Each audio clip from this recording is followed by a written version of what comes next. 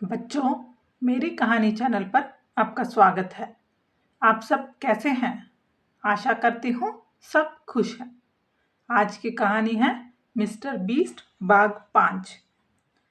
ज्वालामुखी की चुनौती से पार करने के बाद बंदर और उसके दोस्तों का राहत की सांस ली, लेकिन उनका सफर अभी खत्म नहीं हुआ था। अब उनके सामने था एक और बड़ा और कठिन पहाड़, एक विशाल और अंतहीन रेगिस्तान। सूरज की चिलचिलाती धूप, हर तरफ रेत और पानी का कोई नामो निशान नहीं था।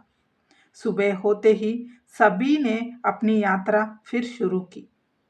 सामने फैले हुए सुनहरे रेत के टीलों को देखकर खरगोश ने चिंतित होकर पूछा, क्या हमें वाकई इसे पार करना चाहिए? ये जगह तो बहुत खतरनाक लग रही है।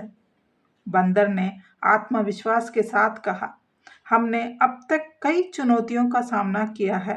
अगर हम साथ रहेंगे तो हमें इसे भी पार कर लेंगे। बस हमें ध्यान और धैर्य के साथ आगे बढ़ना होगा। जैसे जैसे वे आगे बढ़ते गए, सूरज की गर्मी तेज होती गई। चारों ओर सिर्फ रेत ही रेत दिखाई दे रही थी। हर कदम उठाना मुश्किल हो रहा था। कछुए ने थक कर कहा, मुझे लगता है कि मैं अब और नहीं चल सकता।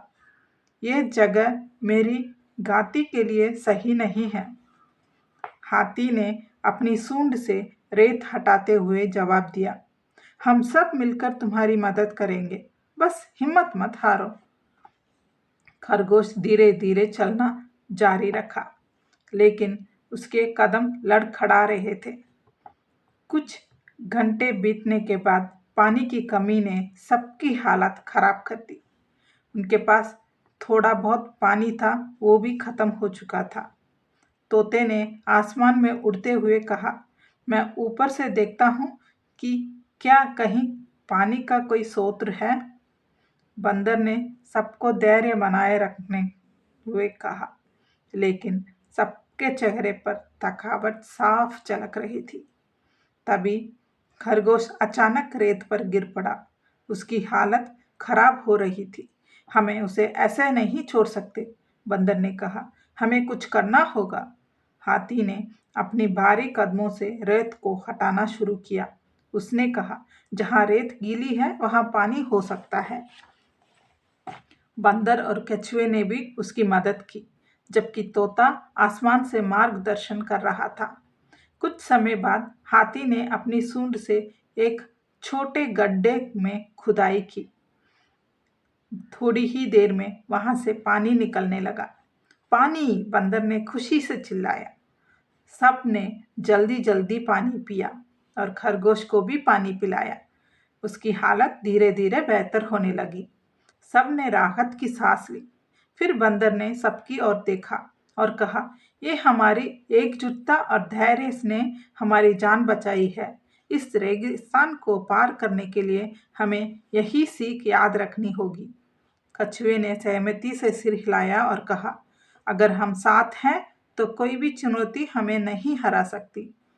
पानी मिलने के बाद सबने फिर से अपनी यात्रा शुरू की, लेकिन तभी एक बड़ा रेत का तूफान आने लगा। तोता चिल्लाया, तूफान आ रहा है, सब सतर्क हो जाओ। हाथी ने अपनी सूंड से सभी को संकेत दिया कि वह उसके करीब रहे। बंदर ने खरगोश को अपनी पीठ पर बिठा लिया और कछुए को एक सुरक्षित स्थान पर ले जाने की मदद की। तूफान तेज था, लेकिन सब ने मिलकर देखो, वहां कुछ हरियाली है, तोते ने चिल्लाया। सभी ने देखा कि दूर एक नकलिस्तान था। यह उनके लिए आशा की किरण थी। बंदर ने कहा, हम वहां तक जरूर पहुंचेंगे, बस थोड़ा और धैर्य चाहिए। सभी ने अपनी बची हुई ताकत जुटाई और नकलिस्तान की ओर बढ़ने लगे।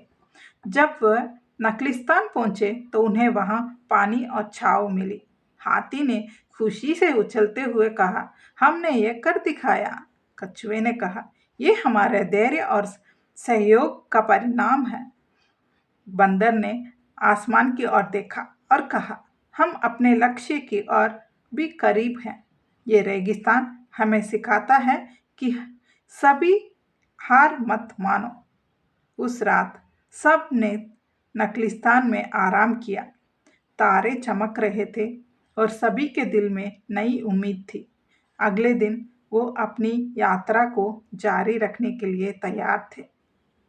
ठीक है बच्चों, अगली बार फिर मिलेंगे। तब तक के लिए खुश रहो और खुशी बांटो।